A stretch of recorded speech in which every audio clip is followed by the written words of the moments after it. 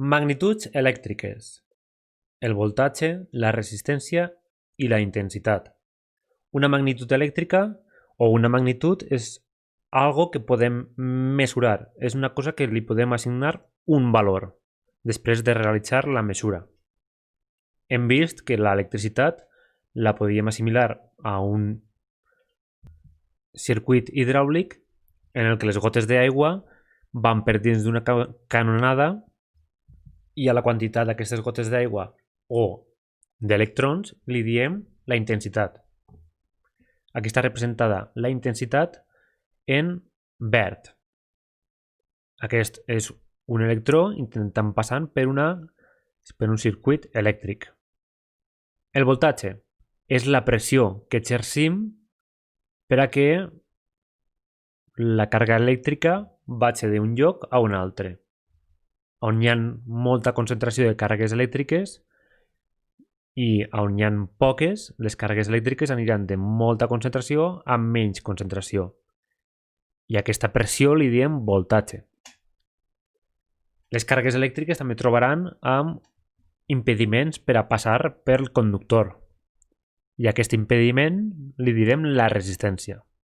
En aquest cas, en aquesta figura, veiem la resistència com està oferint, ens està impossibilitant amb aquest llaç que la càrrega passe pel conductor.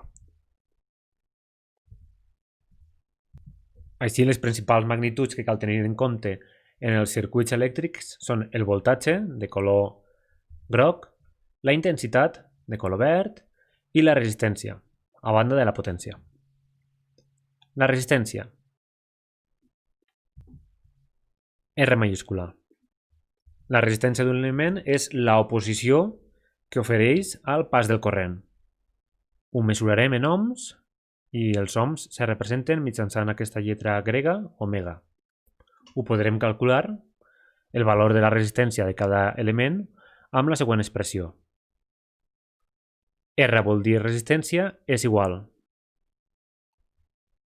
a la resistibilitat, representada per la lletra grega ρ, que és una característica del material en la qual ens deixarà passar més o menys quantitat de càrregues elèctriques.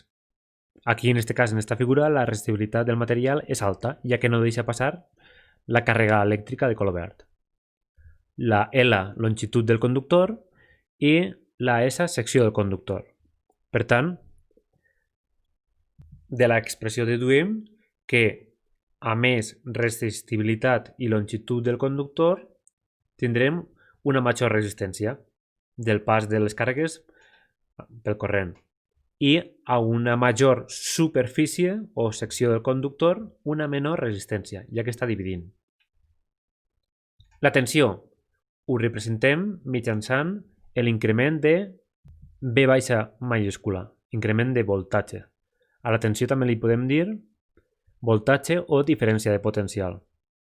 Aquesta piràmide és la lletra grega delta i representa increment. Increment és el que ha augmentat o el que ha disminuït. Com podeu veure, en física s'utilitzen moltes lletres gregues per a mesurar les diferents magnituds. El voltatge, com diem, o la diferència potencial o tensió, és el mateix, és una mesura de la diferència de concentració d'electrons que hi ha entre dos punts d'un circuit elèctric. Els electrons aniran o es mouran d'on hi ha molt més electrons a on hi ha menys electrons i es mesura en volts. La intensitat, I majúscula, s'anomena a la càrrega elèctrica que travessa una secció del conductor en una unitat de temps. La intensitat simplement és la quantitat de càrregues elèctriques que travessen respecte del temps. Intensitat I majúscula igual a càrrega, la càrrega Q majúscula es mesura en coulombs dividit del temps, en segons. Els materials que ofereixen molta resistència s'anomenen aïllants i els que no ofereixen resistència al pas dels electrons s'anomenen conductors. Aquí, aquest electró està travessant un material conductor, ja que pot travessar el material sense cap problema. En canvi, en la part de baix està intentant travessar un material aïllant, però trobarà que no pot fer-ho, perquè ofereix molta resistència.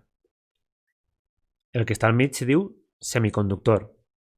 Pot l'electró travessar el conductor, el material, però amb dificultats. A banda, els cables llargs i prims ofereixen també més resistència al pas dels electrons. La tensió. Com hem dit, els electrons van d'on hi ha més concentració a on hi ha menys. Com més gran és aquesta diferència de concentració, més gran serà la força que impulsarà el moviment d'aquests electrons. La tensió se sol representar amb la lletra B baixa majúscula i es mesura en volts. La intensitat dependrà de la tensió i de la resistència. A més tensió, a més força, més intensitat. I a menys resistència, és a dir, aquest cas d'aquí, si hi ha poca resistència, és un material conductor, doncs més intensitat. Fins aquí.